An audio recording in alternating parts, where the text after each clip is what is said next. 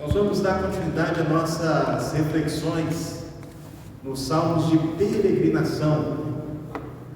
E na terça-feira nós meditamos no Salmo 126. Hoje é o Salmo 127 e amanhã o Salmo 128.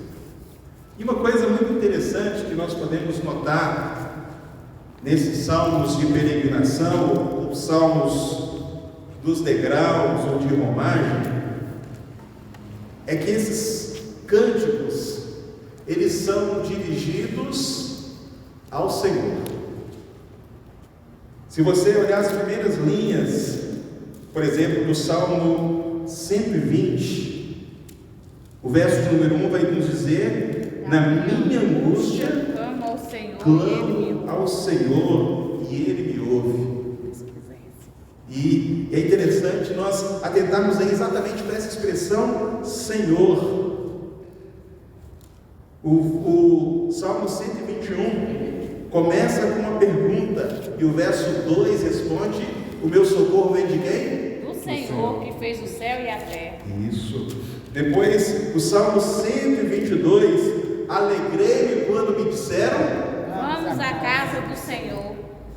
O capítulo 123, o Salmo 123, nós temos aí implícita a palavra Senhor, quando o texto vai dizer: a ti que habitas nos céus, elevo os meus olhos. O Salmo 124, já no verso número 1, vai mencionar mais uma vez a palavra Senhor. Se não for o Senhor que estivesse ao nosso lado, ora, diga Israel, o Israel que o diga. O Salmo 125, mais uma vez a palavra Senhor. Os que confiam no Senhor são como os montes de Sião que não se abalam, mas permanecem para sempre. O Salmo 126 vai nos falar do Senhor que nos tirou do cativeiro. Quando o Senhor restaurou a sorte de Sião, ficamos como quem sonha. E é interessante nós percebermos aqui que a pessoa central desses cânticos é o próprio Deus. A Ele nós adoramos, a Ele nós exaltamos. E eu tenho para mim que a qualidade das nossas músicas passa exatamente sobre a menção dos atributos de Deus, a menção dos feitos de Deus. E nós precisamos sempre analisar as nossas canções e perceber se ela exalta a Deus ou exalta a nós mesmos. E é interessante que o cântico que a irmã Estela cantou agora vai falar deste Deus que cuida de nós, deste Deus que nos assiste. Hoje nós já cantamos aqui o Salmo 48, grande é o Senhor.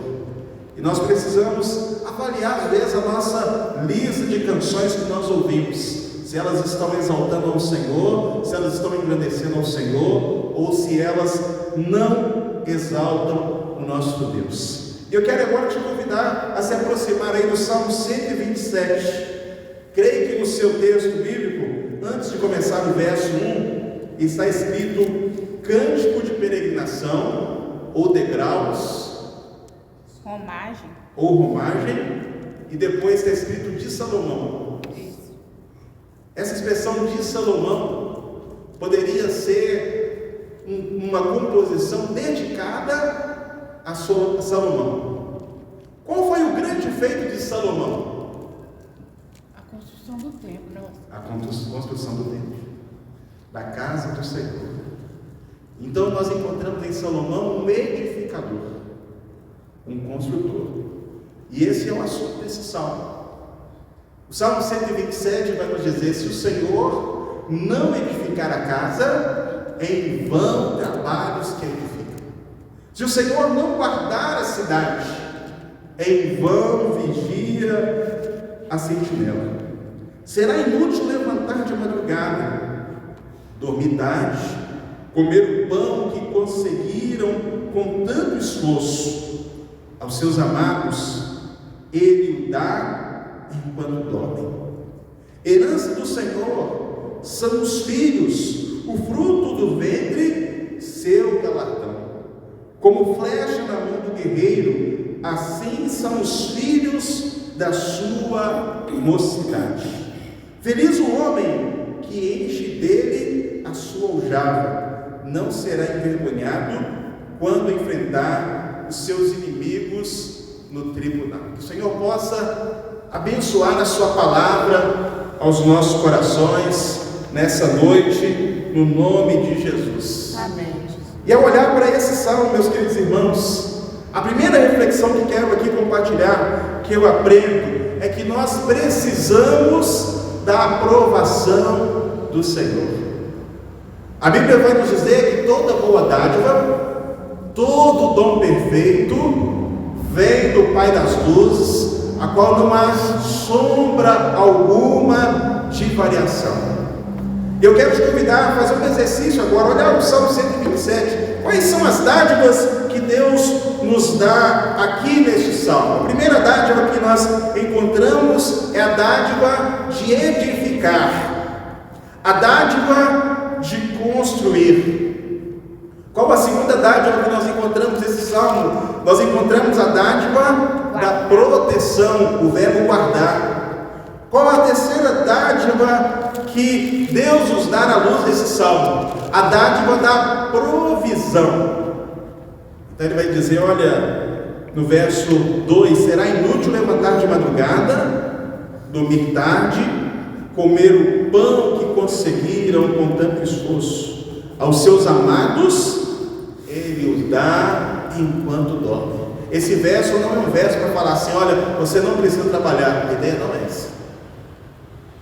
A ideia é que quando nós trabalhamos, é o Senhor que nos provê o alimento. Amém. É Ele que nos dá o sustento. E aqui é um chamamento a aprendermos a trabalhar, mas também descansar no Senhor, a equilibrar a nossa vida. Descansar em Deus, porque Ele é aquele que dá a provisão. Já vimos aqui a dádiva de podermos construir, ou edificar, ou realizar projetos. Já vimos aqui a dádiva da proteção. Já vimos aqui agora a dádiva da provisão. E Ele nos provê fisicamente, espiritualmente, emocionalmente, em todos os sentidos da nossa vida, porque Ele é um Deus provedor. E por fim, Ele nos provê a sua salvação eterna. Qual outra dádiva que nós encontramos aqui? E essa está bem destacada. Herança. A dádiva dos filhos. Os filhos são herança que pertence ao Senhor. O fruto do seu ventre, seu galardão. Eu acredito que os pais que estão aqui e mães que estão aqui têm os filhos como bem precioso. Amém. Mas a nossa sociedade está se movimentando hoje para não valorizar os filhos.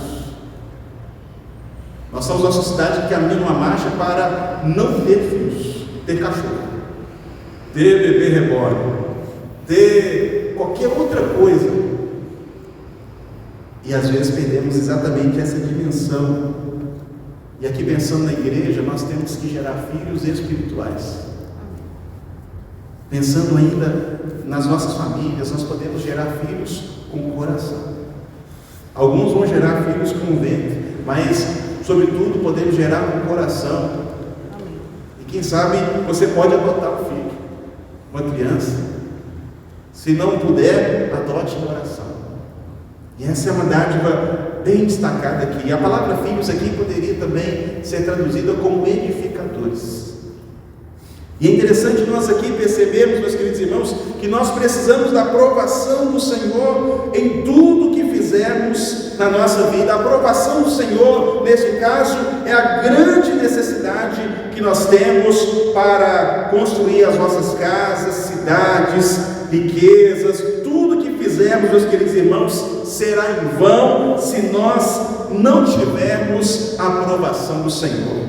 O Salmo 90, escrito por Moisés, do verso 17, Moisés vai dizer e orar assim: e seja sobre nós a formosura do Senhor nosso Deus, e confirma sobre nós as obras das nossas mãos. Sim, confirma as obras das nossas mãos. Eu vou construir, Senhor, mas confirma a tua vontade. vontade. Eu vou ao médico, confirma a tua vontade, conduza. É interessante nós entendermos que nós precisamos da aprovação e condução do Senhor. A única forma, meus queridos irmãos, de nós nos mantermos de pé, de uma igreja se manter de pé, é ela caminhar segundo a aprovação do Senhor. Uma igreja que quer crescer, quer se desenvolver, tanto no âmbito de maturidade espiritual, tanto numericamente, com todas as perspectivas, ela precisa andar segundo a aprovação do Senhor. Ela não pode contrariar o Espírito Santo de Deus. E é interessante que em Apocalipse capítulo 3, verso 2, falando à igreja de Sardes, o Senhor Jesus vai dizer: ser vigilante, confirma os restantes que estão para morrer, porque não achei as tuas obras perfeitas diante de Deus. E aqui nós precisamos fazer uma pausa, todos nós. As minhas obras, a minha vida está sendo aprovada diante de Deus? Estamos oferecendo a Deus um sacrifício perfeito, agradável, um sacrifício, usando a linguagem do Antigo Testamento, que chega ao trono da graça como um cheiro suave? Porque se não estivermos, queridos irmãos, precisamos rever a nossa conduta. Disse no início aqui, perguntei na verdade sobre quem construiu o templo. E os irmãos responderam acertadamente: foi Salomão. Quem gostaria de ter construído o templo? Quem? Davi, o pai dele. O Andrelino gostaria, mas é no Antigo Testamento. Davi gostaria de construir o templo. Davi conversou com o profeta Natan e preparou tudo. Andrelino, surgiu uma oportunidade de construção de um templo. Eu estou lá. Vou te falar. Vou te convocar. Você que está perguntando. Está pronto até para bater uma live. Estou gostando de ver isso. Eu não sabia que Davi. Isso é bênção. Davi, que é o pai de Salomão, ele que tinha no coração esse desejo. E aí, Deus não aprova que ele fizesse. E é interessante nós percebermos que Davi se submete à vontade de Deus. Ele preparou tudo, orientou seu filho. E ele, então, nesse sentido, ele cumpriu o propósito de Deus na sua geração, fez tudo aquilo que o Senhor lhe permitiu que fizesse. O que o Senhor confirmou para que Davi realizasse, ele fez. E assim nós precisamos olhar para as nossas vidas e entender que nem tudo nós temos que fazer. Há coisas que não são pecaminosas, mas não são coisas para nós fazermos. Há coisas que são da nossa responsabilidade e que nós devemos então fazer. É interessante que quando o profeta Natan fala com Davi, ele então se submete à orientação do Senhor.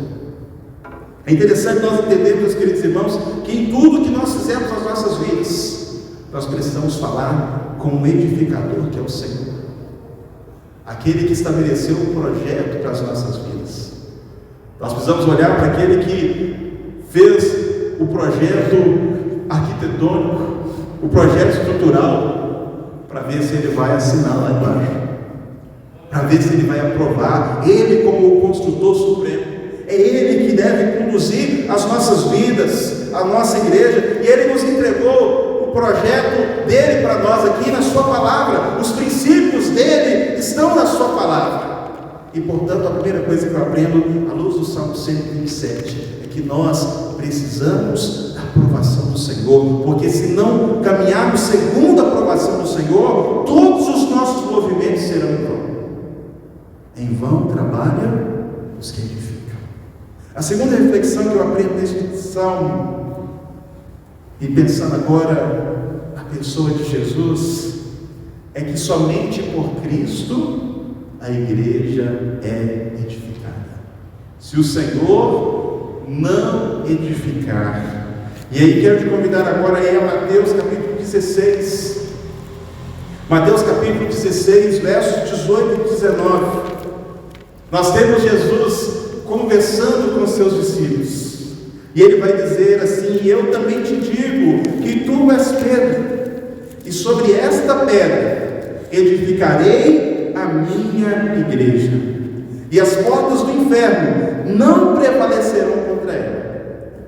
E eu te darei as chaves do reino dos céus, e tudo que ligares na terra será ligado nos céus, e tudo que desligares na terra será desligado nos céus. E aqui nós encontramos Jesus como edificador supremo. É Ele que edifica a sua igreja, é Ele que acrescenta os salvos. Nós, enquanto igreja, precisamos trabalhar, precisamos evangelizar, precisamos fazer discípulos, mas precisamos entender que quem vai convencer, meus queridos irmãos, é o Espírito Santo de Deus. Quem vai sustentar esta obra é o Espírito Santo de Deus, o Espírito de Cristo que habita em nós. E como Cristo edificou a sua igreja, Ele edificou a sua igreja morrendo na cruz do Calvário, encerrando uma dívida que tínhamos, satisfazendo então a justiça de Deus, desfazendo a inimizade ou a separação que havia entre nós e Deus. Com a morte de Cristo, nós podemos nos achegar ao Senhor, nos apresentar e nos aproximar da presença dEle. Efésios capítulo 2 vai nos dizer sobre esse assunto de forma mais específica.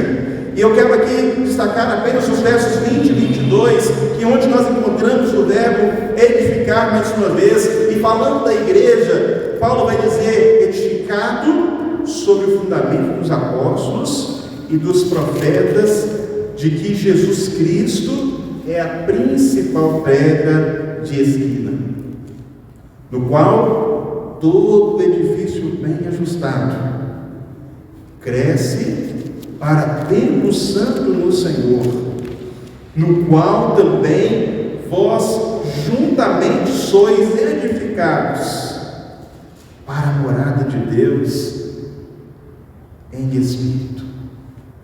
É interessante, quando nós olhamos para esse texto, precisamos lembrar que Deus está nos edificando ainda. Quando chega um novo membro para essa igreja, Deus está colocando mais uma pedrinha, mais um tijolo.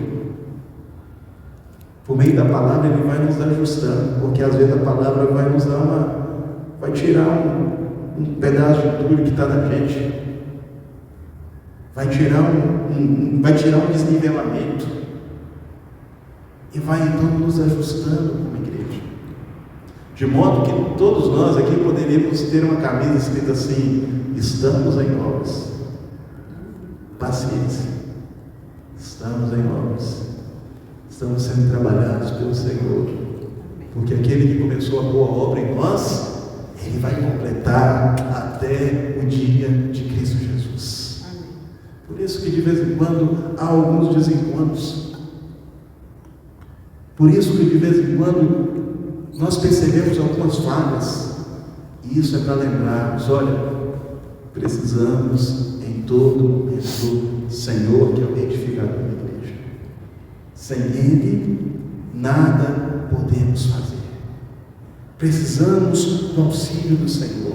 Mas por fim, quero olhar agora para a parte final desse salmo, os versos 3 ao 5.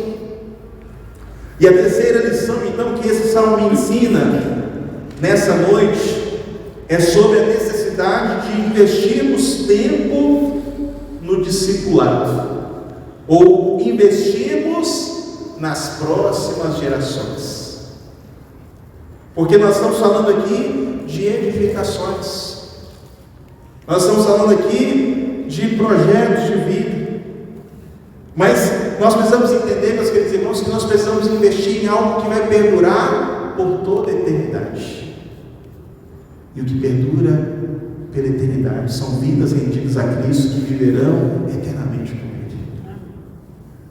Nós não ficaremos aqui nessa terra por mais de 120 anos. A próxima geração deve vir e continuar o trabalho. E nós precisamos entender que os filhos são essa herança que pertence ao Senhor, e Ele nos dá para que possamos deleitar. Mas é interessante que a palavra filhos aqui também poderia muito bem ser traduzida como edificadores, ou como construtores de famílias que estão debaixo de uma mesma bênção divina.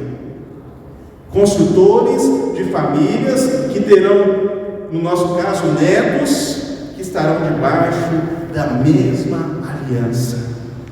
E nós precisamos investir nessas crianças, nesses pequeninos, para que eles possam também continuar honrando o Senhor. Salmo 145, verso 4, vai nos dizer: uma geração louvará as tuas obras a outra geração, e anunciarão as tuas proezas. Uma geração louvará as tuas obras a outra geração, e anunciarão as tuas proezas. Alguns dos nossos irmãos aqui já têm vivido essa bênção de contar para os filhos e agora ver os netos louvando ao Senhor. E é uma geração então contando para outra, ensinando a outra. E nós podemos viver isso como igreja, preparando pessoas para servir ao Senhor. Precisamos dar oportunidade nesse sentido. E nós precisamos entender que esses filhos, eles são como flechas que precisam ser direcionadas para acertar o alvo. O verso 4 vai dizer: como flechas na mão do guerreiro, assim são os filhos da mocidade. Precisamos direcionar essas flechas para que estejam dentro do propósito e da vontade de Deus. E por fim, o verso 5 vai nos dizer: feliz o homem que enche deles a sua aljava, não será envergonhado quando enfrentar os seus inimigos no tribunal. Tem algumas versões que vai ter a expressão porta. Na porta da cidade era o lugar onde aconteciam os julgamentos, os juízos. Na porta da cidade era muitas vezes o lugar onde aconteciam as transações comerciais. E nós precisamos preparar esses filhos para que, na sabedoria do Senhor, façam negócios. Na sabedoria do Senhor, pratique a justiça. Na sabedoria do Senhor, corresponda o propósito de Deus. Precisamos, queridos irmãos, em primeiro lugar, criar filhos para que eles sejam tementes ao Senhor. Mas precisamos formá-los também para assumir cadeiras na nossa sociedade, para serem testemunhas nos vários lugares da nossa sociedade, para refletir a luz de Cristo.